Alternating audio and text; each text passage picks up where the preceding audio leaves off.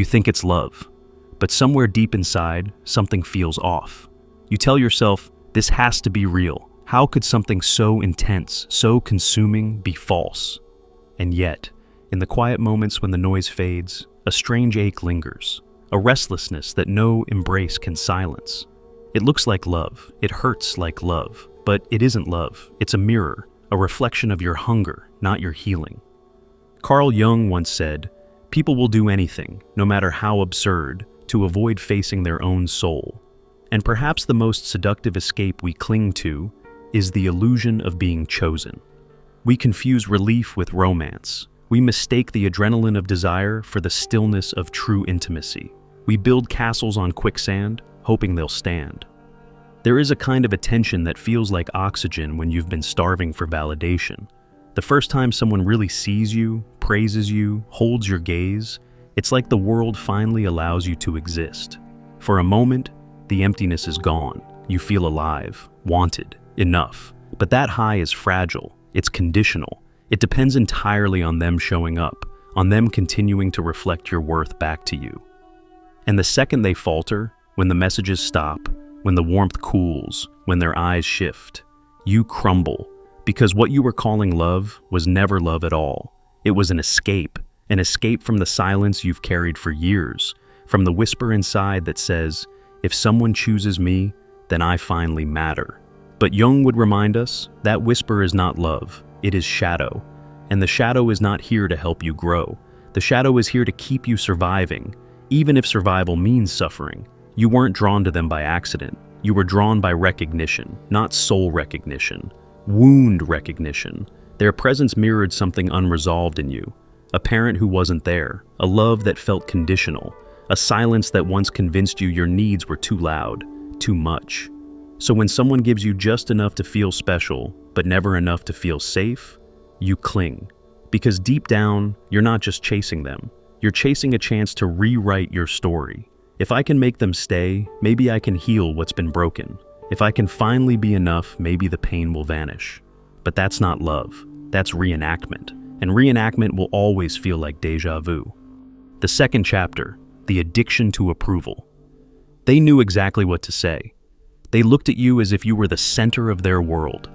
Their eyes lit up when you walked into the room. Their words carried a weight you had been waiting your whole life to feel. And for a moment, maybe for weeks, even months, you felt alive in their presence. But they never really stayed.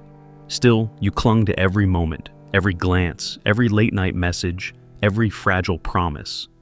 You held on to hope that this time it would be different. That if you could just be enough, they would stop pulling away. You told yourself it was love, but the truth was you were addicted, not to them, but to how they made you feel about yourself. They became your drug. A quick fix for the ache you carried. They offered you a high so intoxicating that for a moment the pain was gone, the emptiness vanished. And that relief, it felt sacred. It felt like destiny. But here's the truth no one wants to admit. That isn't love. That's a pleasure trap. Because real love doesn't just see you in the light. It walks with you through the dark. It doesn't vanish the moment the rush wears off. It doesn't force you to constantly earn your worth. But when someone becomes the mirror of your identity, when their attention is the only thing making you feel whole, what happens when they leave? It isn't just heartbreak, it's collapse. Your very sense of self starts to unravel. You begin to wonder, if they don't want me, was I ever enough to begin with? That's when the pain cuts deepest. Not because you have lost them, but because you've lost yourself in the process. And here is where Jung's wisdom burns like fire through the fog. He said we project the parts of ourselves we've abandoned onto others. We fall in love not with them, but with the reflection of our unlived self. Think about that for a moment. The version of you that felt radiant, confident, desirable, the version of you that walked taller, laughed louder, smiled brighter, that wasn't born because of them. That version was always inside you, but when you only see it through their eyes, it becomes fragile, dependent, temporary. The moment their gaze turns cold, that version of you disappears. And that's why approval can never be the foundation of love, because approval can be taken away. And anything built on top of it, your identity, your worth, your stability, crumbles with it. There always comes a moment in every pleasure trap when the truth becomes too heavy to ignore. The highs don't silence the hollow anymore. The craving starts to taste like grief. Your body whispers, "This isn't safe," but your mind clings tighter. "I can't let go." And here is the cruel paradox. You were never really chasing them. You were chasing relief, relief from emptiness, relief from fear, relief from yourself. But the silence you keep running from isn't your enemy. It was never trying to punish you. That silence was trying to meet you, to show you what hurts, to guide you back to the self you abandoned long before they ever arrived. The third chapter, the blueprint of pain. The ache you feel in relationships didn't start with them. It started long before. It began in the shadows of your earliest bonds, the moments when your needs felt too much, when your joy was mocked, when your cries for attention were met with silence. Your nervous system remembered every second of it. And even if your mind has buried the story, your body still carries the blueprint. Carl Jung believed the unconscious never forgets. It hides, but it doesn't erase. Every time you were ignored, every time affection was conditional, every time love was given in exchange for silence, those moments became the laws of your inner world. Don't ask for too much. Love always leaves. If they hurt you, it's because you deserved it. If they walk away, it must be your fault. And now, as an adult, those hidden laws run your relationships. So when someone gives you chaos, you lean in.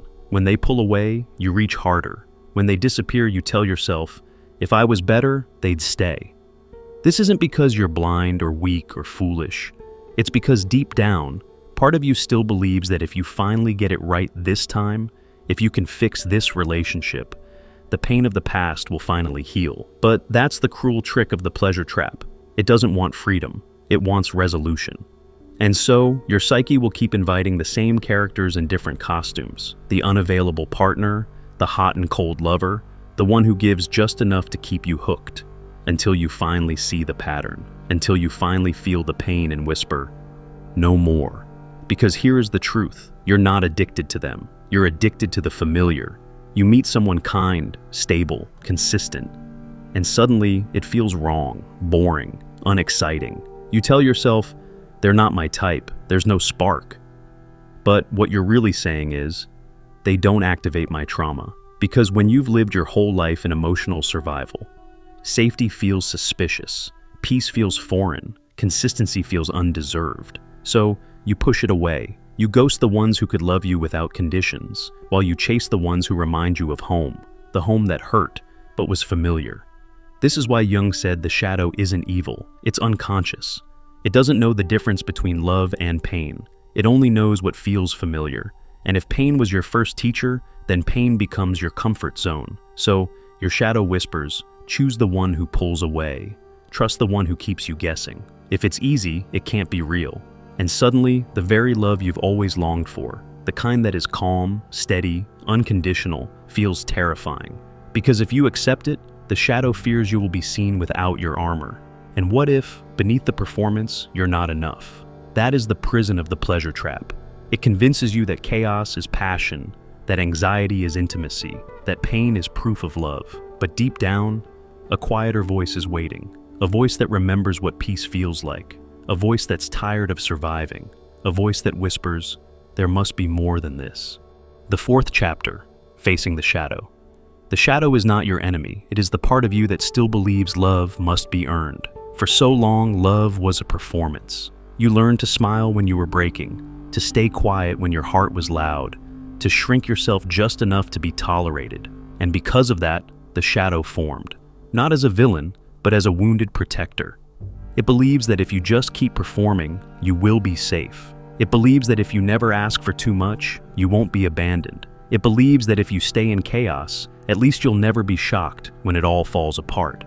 Carl Jung taught that the shadow doesn't disappear when ignored. It only grows stronger. It sabotages intimacy. It whispers doubts in moments of peace.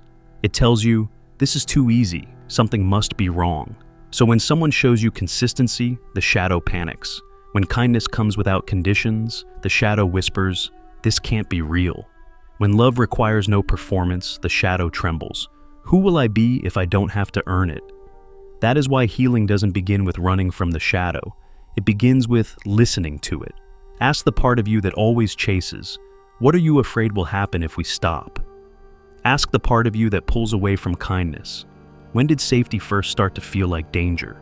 Ask the part of you that only feels alive in chaos, what does calm remind you of? This is the work Jung called individuation, becoming whole by integrating the parts of you that were left in the dark. And it begins with honesty. Brutal, tender, terrifying honesty. Honesty about what you really feel. Honesty about why you stay in what hurts. Honesty about what you are truly searching for. Not someone who completes you, but someone who doesn't require you to abandon yourself to be loved. And beneath all the noise, there is a part of you that already knows this truth. Even if you've never experienced real love. Even if you've only known chaos. Even if intimacy has always meant pain. There is a deeper voice that does not chase, does not scream, does not collapse when attention fades. It waits. Patient, steady, quiet. It's the part of you that remembers what peace feels like. The part that longs not for intensity, but for stillness. The part that no longer wants to mistake obsession for intimacy. And if you pause, if you breathe, you can feel that voice getting louder. You notice it in the moment before you send that text you'll regret. You hear it in the second you stop justifying their cruelty. You feel it in the deep breath you take when the old ache rises. And instead of acting on it, you simply sit with it. That is not weakness. That is awareness. That is the beginning of freedom. You are not breaking the cycle by force. You are breaking it by seeing it, because the moment you recognize the shadow's voice, it loses its power to define you. And for the first time, you begin to choose. The 5th chapter, reclaiming the hidden power. Every painful pattern carries energy, the jealousy, the panic, the ache when they pull away. These aren't proof that you're weak. They're signals that life is trapped inside your wounds. Anger, when faced with honesty, can become courage. Fear, when listened to, can turn into intuition. Even insecurity, when understood, can transform into humility. Jung once said, "Where there is fear, there is power." And that means the very places you've been running from, the cravings, the shadows, the silence, aren't prisons. They are doors. Behind them is the energy you've been searching for in others. Behind them is the strength you thought someone else could give you. The pleasure trap begins to collapse not when you reject your cravings, but when you reclaim them. When you finally ask, what is this emotion trying to teach me? What part of me needs attention right now? What gift is buried inside this pain? And when you stop fighting your emotions, when you stop naming them enemies, something incredible happens. They become fuel. The part of you that once sabotaged your peace slowly becomes your greatest ally. The craving that once drove you into the arms of those who never stayed becomes a compass, pointing back toward your deepest unmet needs. And suddenly, love no longer looks like obsession. It no longer tastes like anxiety. It no longer vanishes when approval does. Because real love isn't built on adrenaline, it's built on honesty. Real love doesn't demand that you shrink. It doesn't punish you for having needs. It doesn't disappear when the high wears off. Real love is quiet enough for your soul to breathe. It is steady enough for your nervous system to relax. It is deep enough to hold your shadow without fear. And here lies the paradox. The moment you stop chasing the wrong kind of love, you create space for the right kind to appear. Not because someone finally saves you, but because you've met yourself. And when you meet yourself, you no longer have to perform. You no longer confuse intensity for intimacy. You no longer beg for attention to prove your worth. You can finally allow someone to love you, not as the mask you've been wearing, but as the soul you've always been. That is the freedom Jung pointed toward. Not perfection, not a flawless fairy tale, but wholeness. The kind of love that begins not when someone chooses you, but when you stop abandoning yourself to feel chosen. The 6th chapter, the freedom to choose differently. The truth is this: you were never unworthy. You were never too much. You were never broken. You were simply carrying the beliefs of a child who thought love had to hurt to be real. But you don't have to carry those beliefs anymore. This doesn't mean the shadow disappears. It doesn't mean you'll never feel the ache to chase again. It means that when the craving rises, when the silence feels unbearable, you now have a choice. You can pause, you can breathe, you can ask, is this love or is this fear dressed as love? And for the first time, you can choose differently. That choice is everything. It's the difference between reliving the past and writing a new story, between calling chaos love and finally knowing peace. Because here's the truth. The pleasure trap was never about them. It was about your story. The story that told you love equals performance. That intimacy means sacrifice. That being chosen is the only way to matter. But what if that story is ending? What if all the chaos, all the craving, all the collapse was never proof that you're broken, but proof that your soul has been asking for something real, not louder, not brighter, but truer? There is a different kind of love. A love that doesn't flood your nervous system with panic. A love that doesn't vanish when you stop performing. A love that doesn't starve you, but nourishes you.